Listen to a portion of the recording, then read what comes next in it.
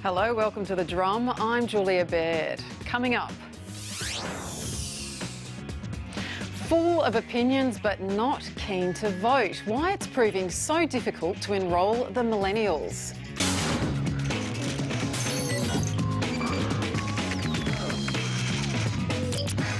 Fair and proper, but is just following the rules of entitlements enough for our federal politicians? And life on the hustings, one handshake, one vote.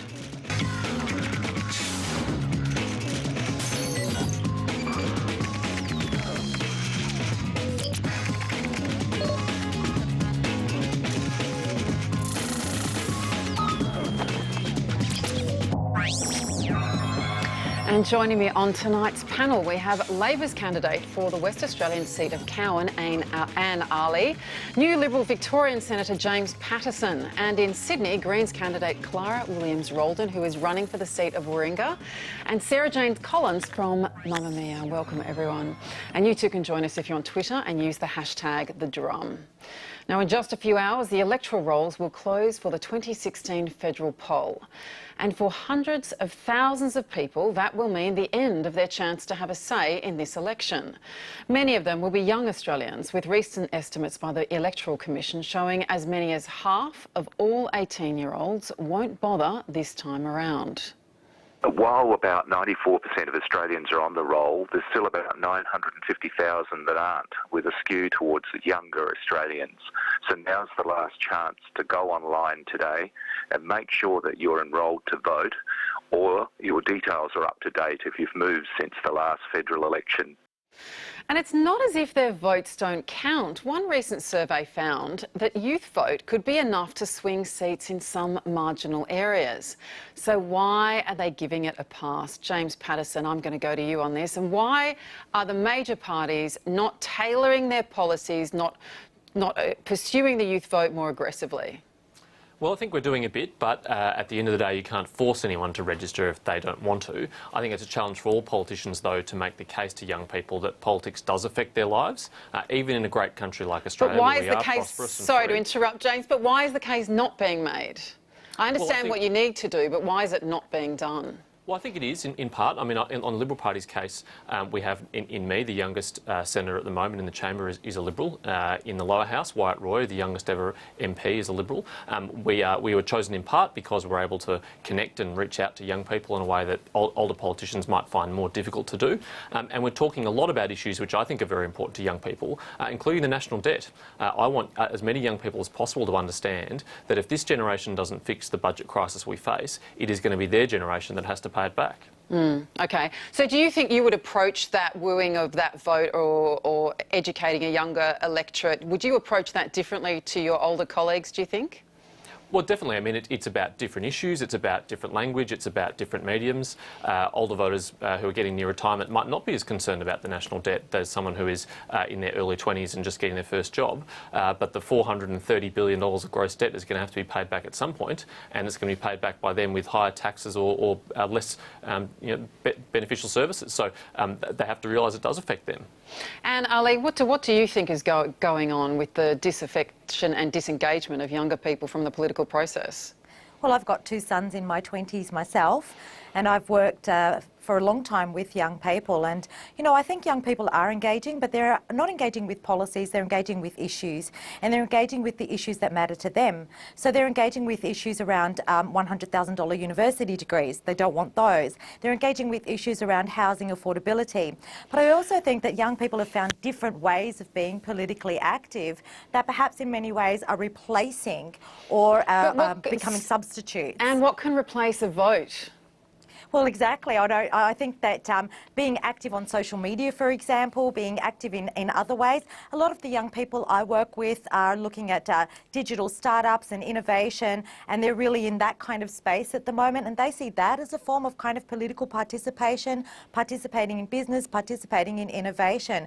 So I think there's a point where perhaps they're so engrossed, and I'm talking here from just speaking with the young people that I work with, they're so engrossed in these these kinds of issues that perhaps they're not seeing a need to vote. Perhaps they're seeing that form of political participation as being enough for them. But I do believe they certainly are engaging on issues that matter to them.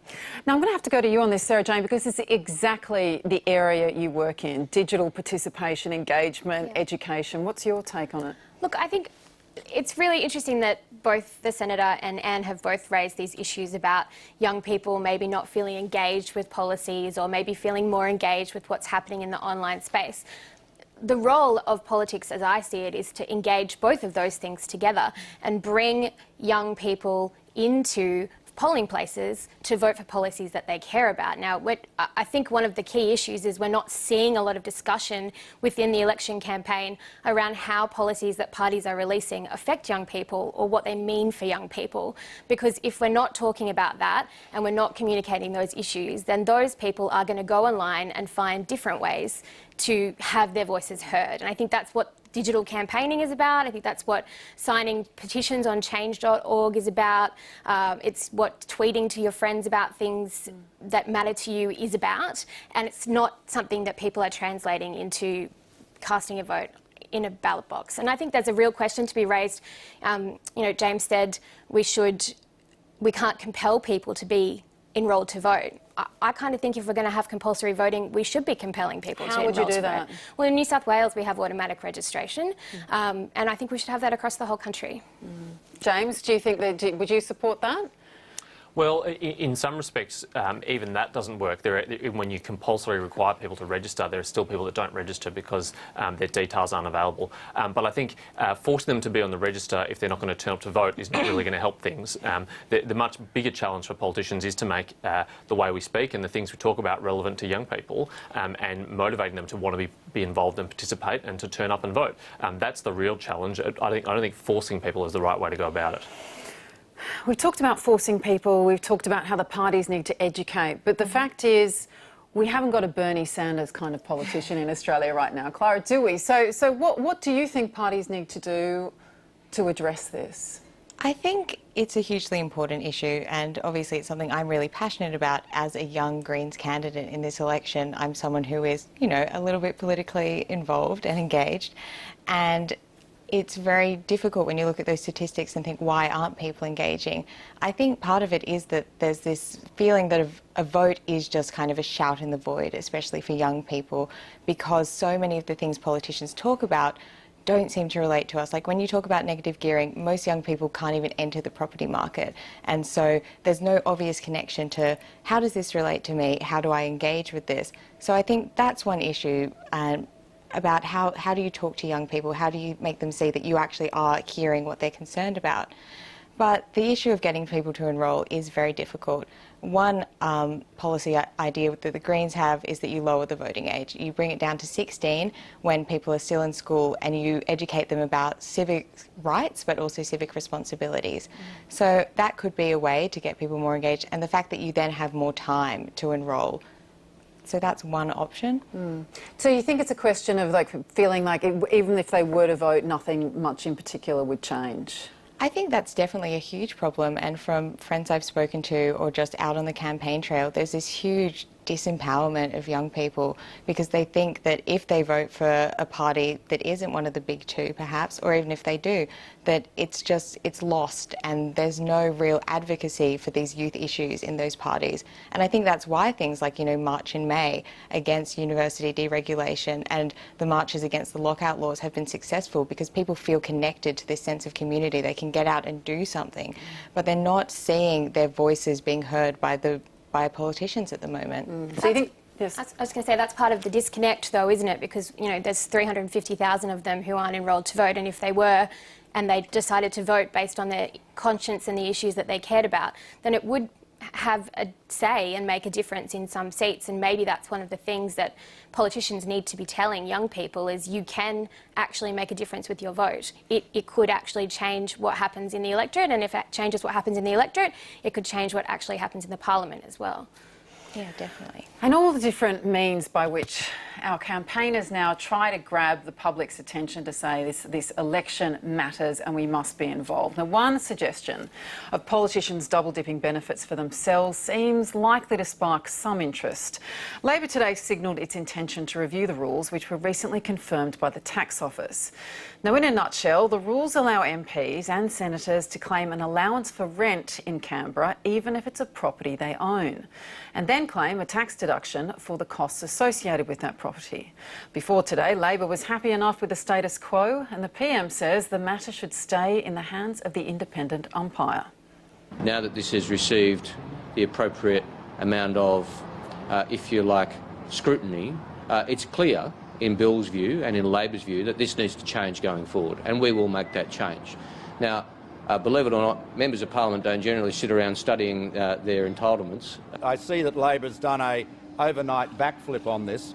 The position has been for many years that the allowances and arrangements for what politicians are paid for travel expenses and so forth is set by the Independent Remunerations Tribunal. It's very important that remain the case. The simple rules are the same for everyone. So if there's a moral hazard, it's the same for every Australian taxpayer. Anybody who has a residence in another place other than where they live, where they have to work, has access to the same tax deductions. So if they need to be changed for MPs, they need to be changed for every single Australian taxpayer. Now the Tax Office says the rules apply to all taxpayers, as Christopher Pyne was saying, but given the confusion, it's going to have another look.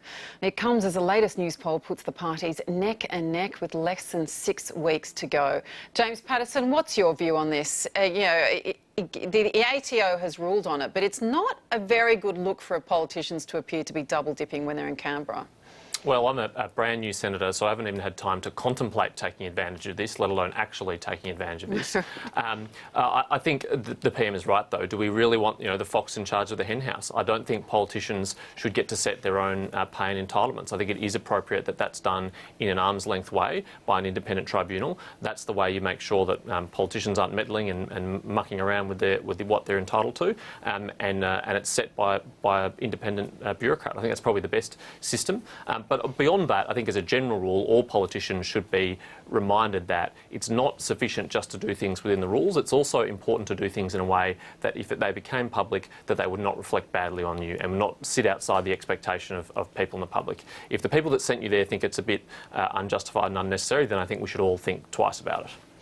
And what's your response to that? And do you think the election campaign is the best time to be raising these matters? Look, I think if matters are being raised and as a matter of public concern and people are raising them, then they should be addressed immediately. And, Labor has said that they'll review that particular rule and the entitlements, and I have faith that they will do that.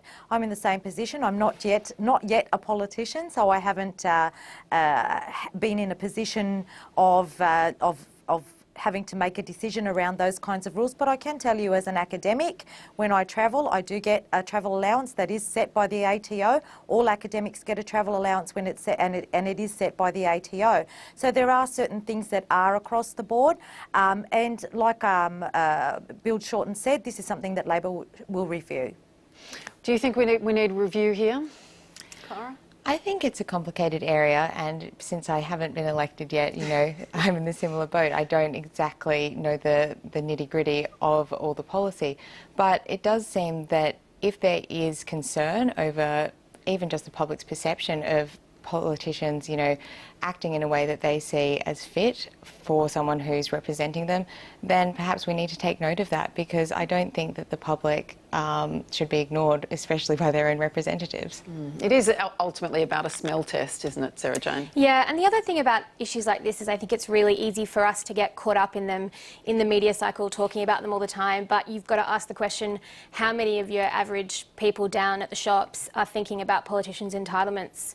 They're not thinking about that. But it does get people enraged when they're, encroached, don't you think? Yeah, I think there's definitely a base level of, oh, that doesn't seem like it's fair. Right. And I think that's a problem for the optics of the campaign. But ultimately, I don't think people are walking in on polling day and going, I'm going to vote this way because of this random tax situation. Ruling. You know, all right, like- all right. Well, let's talk about something else that a lot of voters do care about and are very vocal about, still to do with money matters. Now, the always controversial area of political donations. In an interview for tonight's Four Corners program, former Liberal Party treasurer and fundraiser Michael Yabsley has spoken about donations from banned sources that were being funnelled to the New South Wales Party via a federal body. He said it was so commonplace he didn't think it was illegal. I've spent a significant part of my life raising money in this way, and so there is something of the poacher turned gamekeeper. But that whole process has illustrated to me it really is high time to do something about this, to eliminate what will always be a serious accident waiting to happen, and on many occasions has been a serious accident waiting to happen. And the Greens have also done some research into just how little is known about where the money comes from, particularly when it's big companies signing the cheques. We're now just coming to completing a major project comparing the disclosures from the donors with the disclosures from political parties. And the figures in terms of the discrepancy are higher than we expected. It's coming in at about $7 to $8 million. And I find that extraordinary. Like, it really shows that the current system is failing. These are some of the big hitters, of course. According to the Greens, donations from corporations such as Visa, National Australia Bank, Woodside Energy and Macquarie Group have not been disclosed as such by the major parties. That's coming in probably a bit over $3.5 million of those industries, those companies that alone who are we're unclear who's accurate. Is it the political party or is it the donor who's got the accurate disclosure? Now, that shows that the system's failed. It shows a very clear need for reform. And of course, those grabs there from the Four Corners program to be aired tonight. Now, Clara, can you tell us about this new research that was commissioned by the Greens? It seems an extraordinary discrepancy, although we're certainly aware of some of it before now. So what Rhiannon's office has done is they've made a project and it's called Democracy for Sale, and pretty much they've gone back through the Australian Electoral Commission records from 1998, and because all donations have to be disclosed, they've gone through it and they've pretty much made it a searchable database. Before, it was fairly impenetrable, especially if you didn't know your way around these administrative documents. So they've gone through, they've looked at all the donations, they've categorised them, so you can look at if it's from a corporation, if it's from a lobby group, you can see what party it's going to.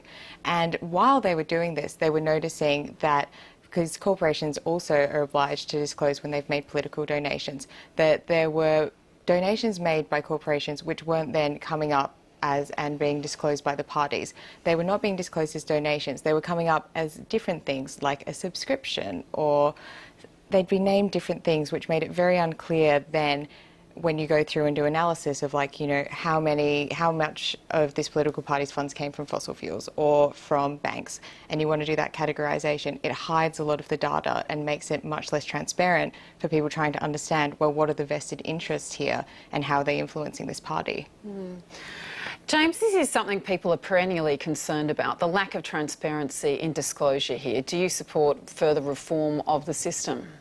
Well, Julia, I have to point out that, for the record, the largest political donation in Australian history was $1.3 million. It was made by Graham Wood, and it was made to the Greens before the 2010 federal election. So I think we should take all of their concerns with a little bit of grain of salt. My view is that political parties should comply with the law as it is, and that's absolutely crucial that they do so.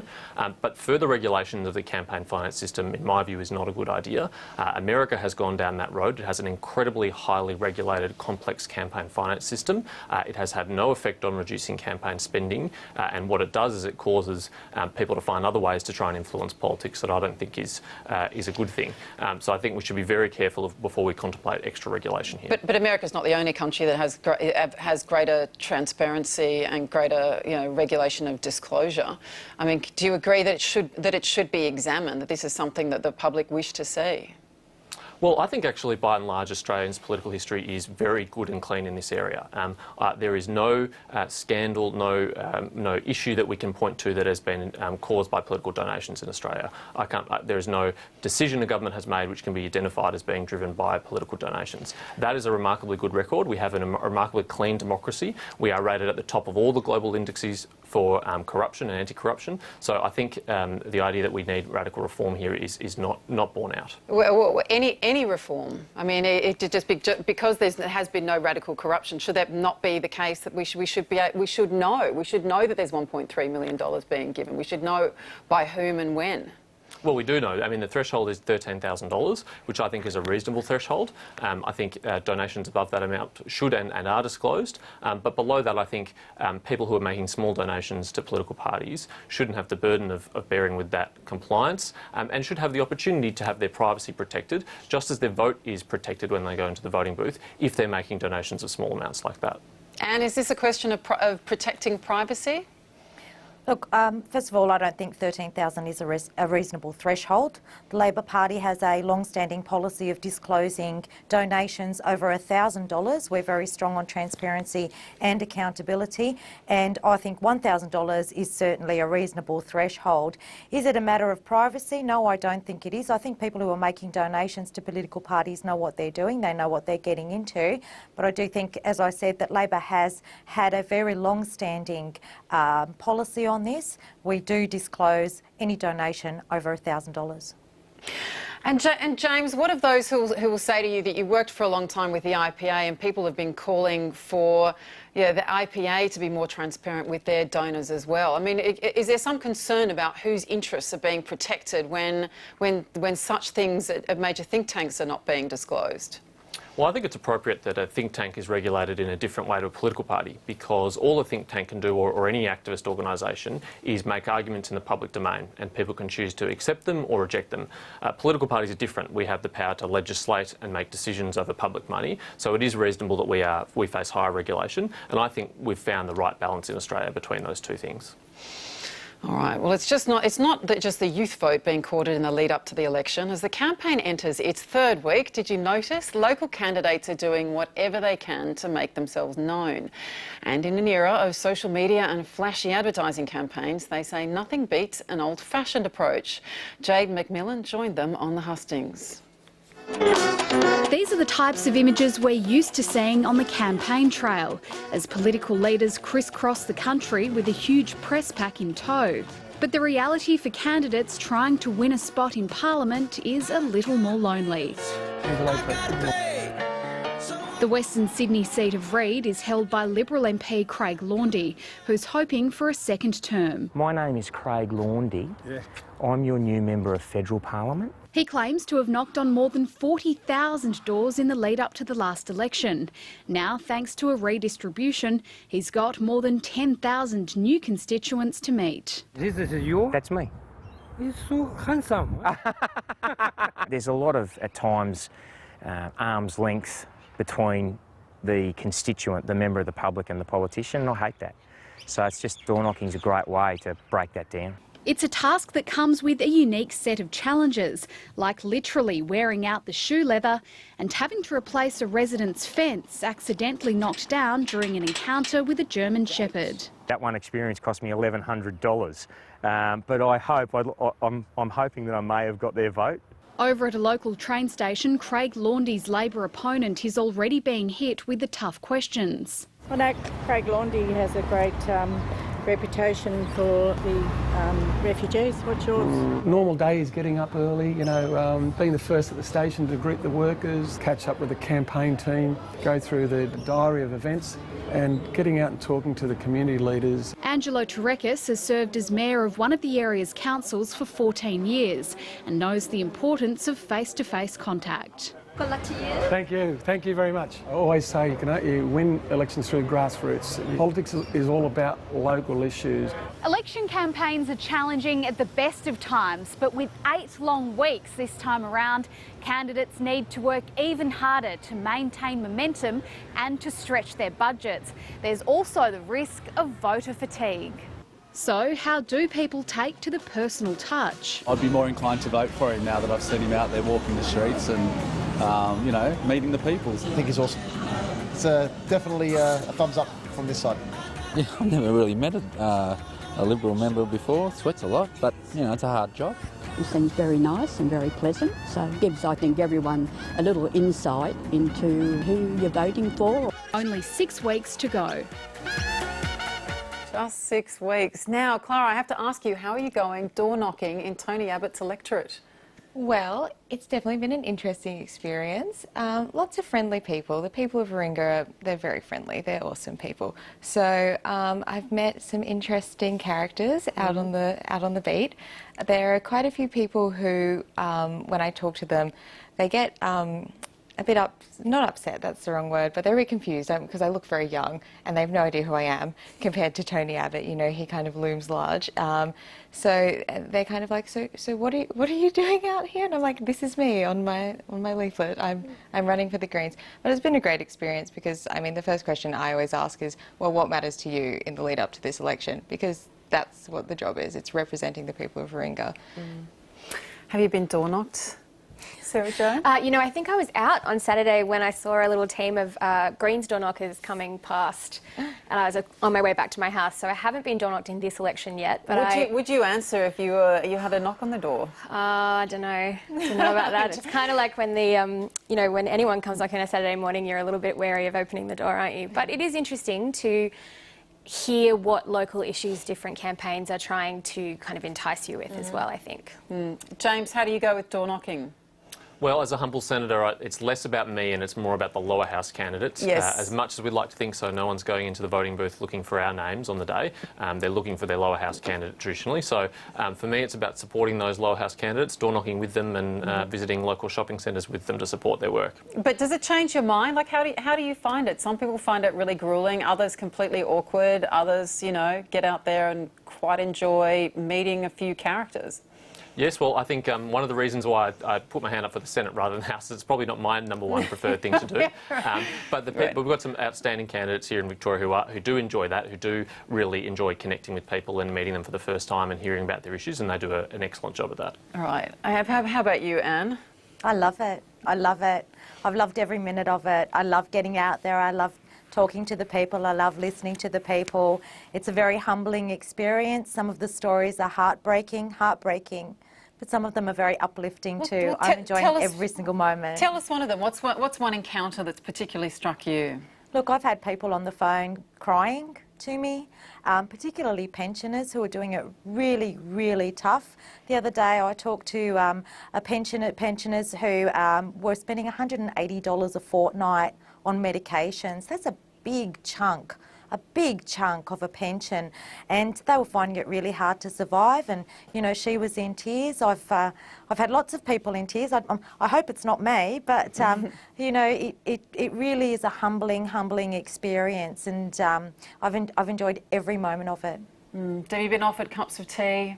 Curious concoctions. Lots of tea, lots of biscuits, lots of food. Well, you have to have the biscuits, don't you?